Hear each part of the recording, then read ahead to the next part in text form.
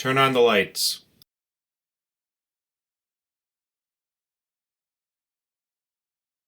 Press the blue Start/Stop button to start the ventilation system. The red and blue lights will illuminate. System will take approximately 10 minutes to start.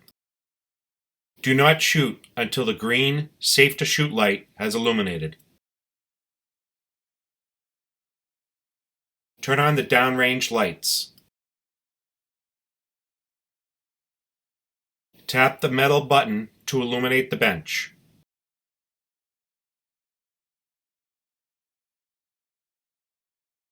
Tap a distance to send your target downrange.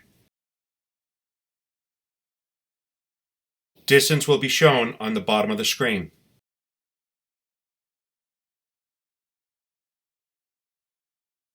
Tap the home button to return the target to the bench. When done shooting, press the blue Start/Stop button to shut down the ventilation system. Do not go forward of the firing line at any time. Only police brass that is in the shooting stand area. Please make sure target carrier is home and all lights are shut off, including all 5 bench lights.